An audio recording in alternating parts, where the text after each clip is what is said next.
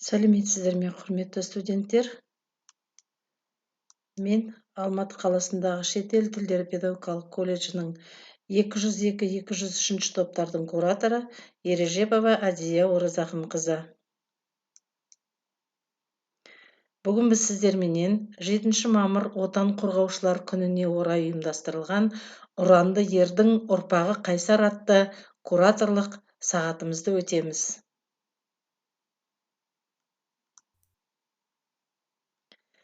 Мақсаты: жас жеткіншектерді ұлы отанды сүюге, ерлік көрсеткен батырлардың бойындағы ержүректілік, отансүйгіштік, ұлтжандылық қасиеттерін дәріптеу, сонымен қатар отанын, елін қорғай білуге тәрбиелеу.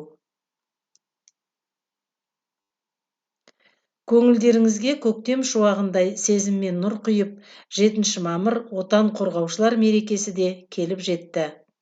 Осынау айтулы мерекенің қай кезде де орны бөлек.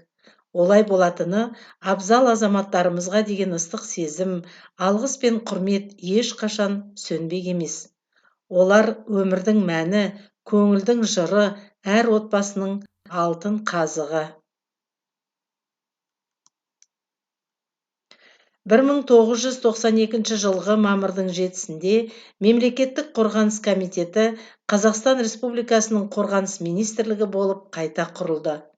Дәл осы күні республика аумағындағы КСРО қарулы күштерінің құрамындағы мекемелер, бөлімдер, құрамалар Қазақстан Республикасының құзыретіне берілді. 7 мамыр отан қорғаушы күні болып жарияланды. 7 мамыр отан, мемлекеттік мүдде, саяси қауіпсіздік пен дербестікті қорғайтын отан қорғаушылар күні. Бұл күн бейбіт елдің тыныштығын әуеде, құрлықта, теңізде қорғап, өз тағдырын ел тағдырымен байланыстырып жүрген әрбір әскери қызметші үшін ерекше күн. Осындай айтулы мерекенің қарсаңында мен сіздерге Дауылбаев Аян Мұханғалиевич туралы әңгіме қозғамақпын. Алдымен бейнесюжетке назар аударыңыздар.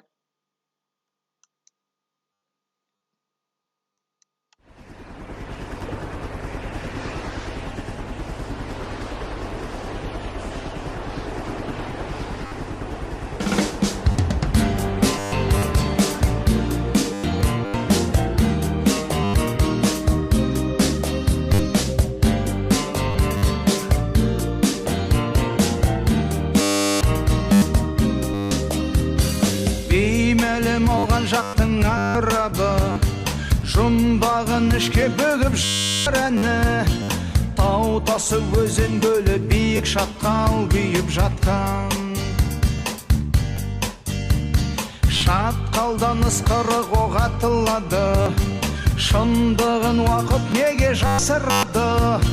Бізді өлім әлде өмір шақырады, шақырады. Бұл деген Ауғаныстан, Ауғаныстан, ажалығы жау менен тауға ұшқан. Біз деген жауынгерміз, жанымызды жалау тұтқан.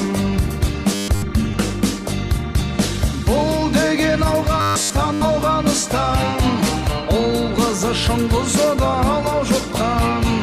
Жастығым шатқалында қалып қойды, қалай мұтқан. Жаныма жауынгердің жақын әні, ауғандық ардагерді батыр бәрі. Оқ болып түскен жансыздатып жатыр әлі. Бомбаның естімесін жарылғаны, қалаймын сұм соғыстан арылғанын. Әрдайым болсын аман жер жүзінің шаңырағы. Бұл деген Ауғаныстан, Ауғаныстан, ажалығы жау менен тауға ұшқан. Біз деген жауынгерміз, жанымызды жалау тұтқан. Бұл деген Ауғаныстан, Ауғаныстан, ұл қызы шыңғызы да алау жұтқан. Жастығым шатқалында қалып қойды,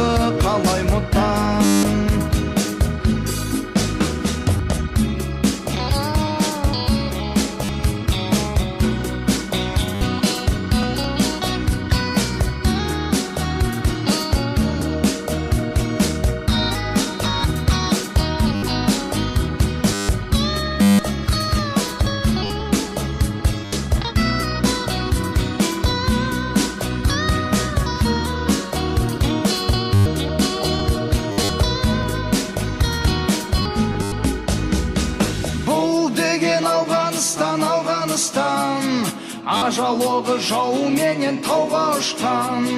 Біз деген жауынгерміз, жанымызды жалау тұтқан.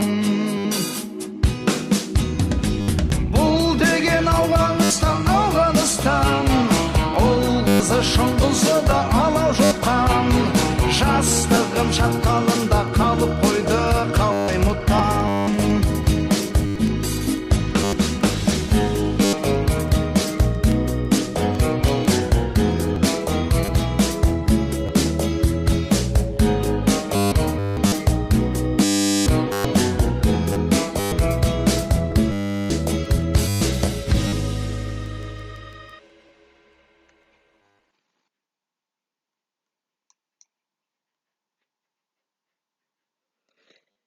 Өздеріңіз бейне сюжетті көргеннен кейін ойлаған шығарсыздар, бүгін біздің әңгімеміз интернационалист жауынгер Дауылбаев Аян Мұханғалиевич жайында болмақ.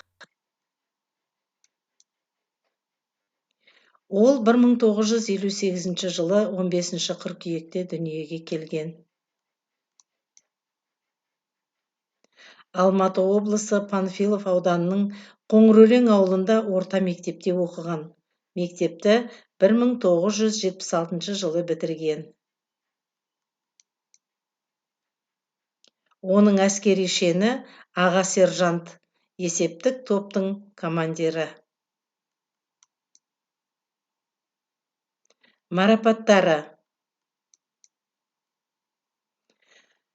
естелік медалі, кеңес әскерлерінің ауған жерінен шығарылғанына 15 жыл.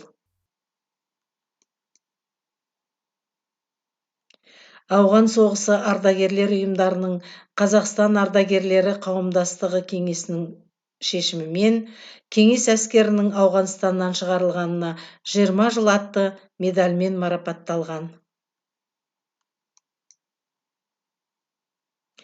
2018 жылғы 18 қазандағы нөмірі 732 мемлекеттік органдардың бірлескен бұйрығымен бекітілген төсбелгі берілді. Ол төсбелгі кеңес әскерінің Ауғанстаннан шығарылғанына 30 жыл деп аталады.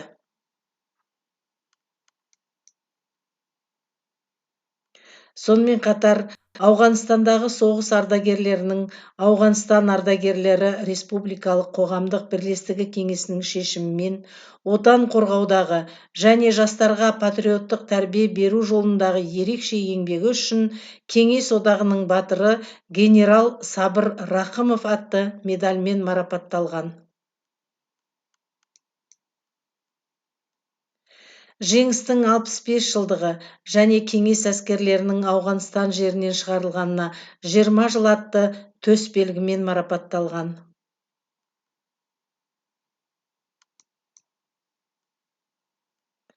Сонымен қатар, Ауғанстандағы әскери әрекеттердің аяқталуына 25 жыл атты естелік медалімен марапатталған.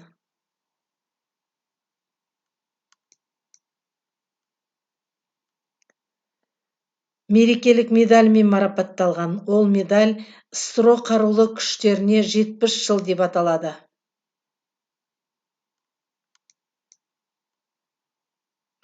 Сонымен қатар, жауынгер интернационалистке ауған халқынан алғыс атты медальмен марапатталған.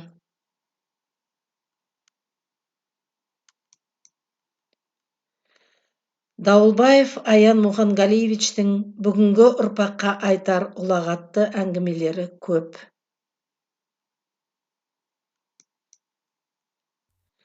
Отанды сүю, ұлттық рухтың биік болуы әрбір жеткіншектің борышы. Оның барлығы отбасыңнан басталады. Туған жерді сүюден басталады деп сыр шертеді жауынгер.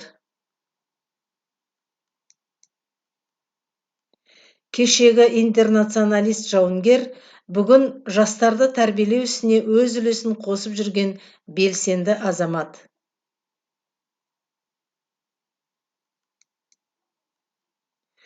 Бүгінде Аян Мұханғалиевич берік шаңырақтың асқар тауы, арқа сүйейтін алтын діңгегі.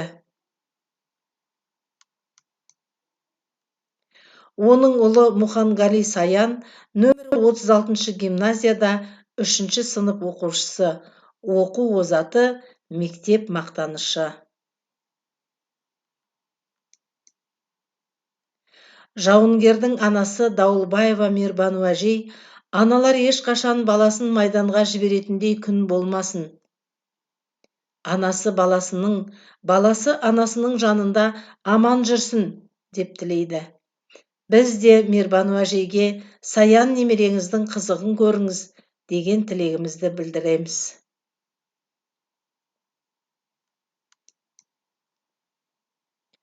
Дауылбаев Аян Мұханғалиевич Әміреева Мөлдір Тұрсынбайқызымен шаңырақ көтеріп, ұл тәрбиелеп отырған үлгілі отбасылардың бірі. Жауынгер сұрапыл соғыс жылдарындағы жүрек сыздатар оқиғаларды қайта жаңғыртып, еске түсіргенді қаламайтынын айтты. Одан да жастарға өзімнің тілегімді айтайын, болашақ жастардікі ғой, деген еді. Ендеше жауынгердің сөзіне құлақ түрелік. Дорогие студенты и куратор этой группы Адья Урлахуновна. Я воин-интернационалист Дауылбаев Аян Муханғалиевич, 1958 года рождения. Я являюсь воином-интернационалистом. В 1979 году я попал в Афганистан. Был сержантом в армии. Командиром расчетной группы «Гаубица» называлась у нас. Пушки 122-миллиметровые. В 1980 году я уже вернулся с Афганистана. Сейчас, в данный момент, я живу в Алмате. У меня растет сын, жена. Рядом со мной и мать живет. Дорогие студенты, желаю вам самого хорошего в этой жизни. Процветания. Вы же наше будущее. И чтобы никогда не было войны. В данное время сейчас очень трудно. И вот сейчас мы в карантине. Желаю, чтобы вы не болели. Что еще сказать? Без берегемся. Вот сидим дома. Сау аман есен болыңыздар.